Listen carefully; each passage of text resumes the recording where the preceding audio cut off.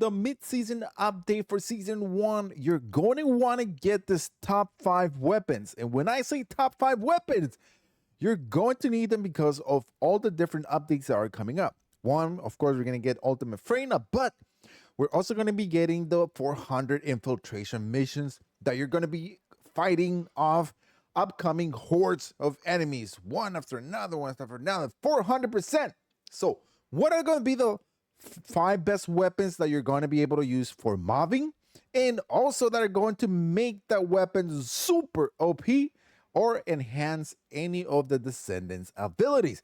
So let's dive into the first one. Now, these 5 are not in any order, but let me know, what are your top 5? The first one we're going to go off with, of course, Enduring Legacy. Not only this weapon is a killer, you are able to just pretty much kill bosses, but also delete a bunch of enemies at the same time. And a lot of the different Descendants take advantage of these weapons because you are able to use general rounds, and of course you're going to have a huge magazine. You're very mobile, so you are going to be able to take down a lot of enemies with this machine gun.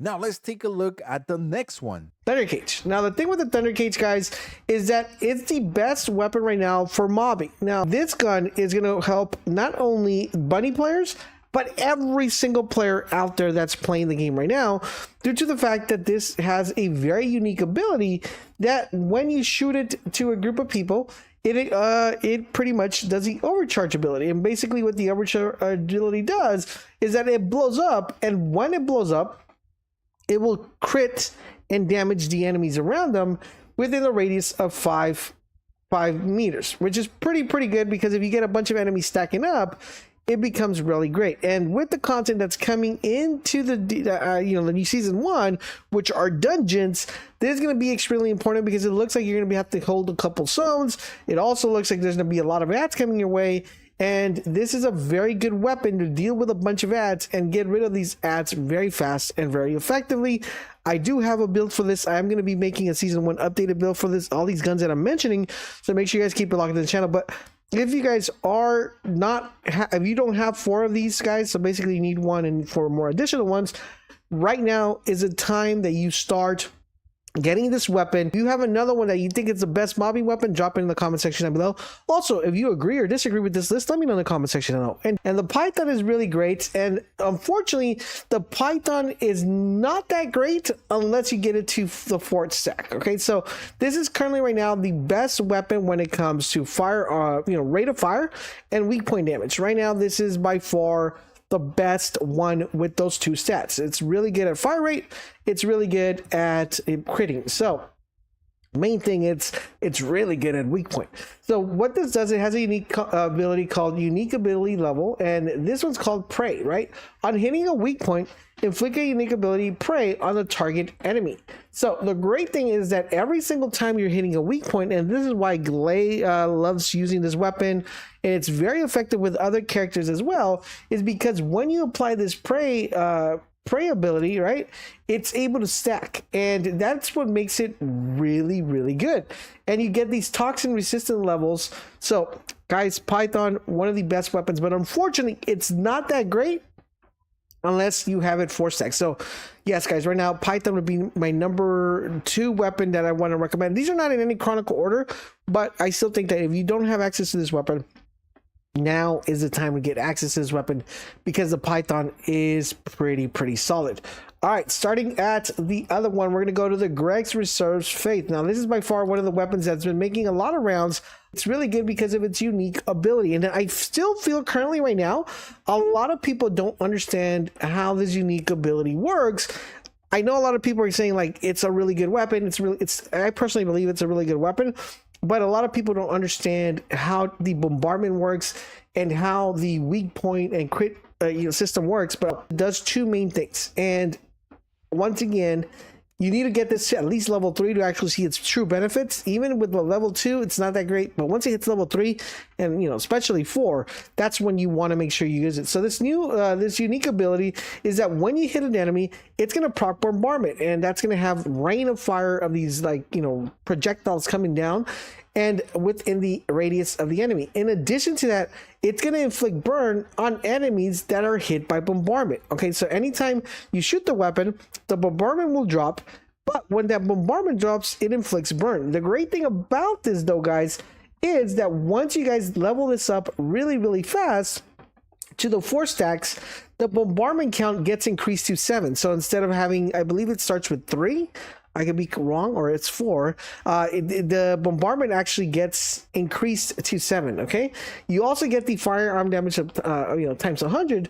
But the great thing is that that burn effect will last 3 seconds, and the damage interval is 1 second. And you also get additional firearm damage times 20. So this is a really good weapon. I think it's going to be a very valuable weapon, especially within dungeons, because it's going to help you clear large portions of areas.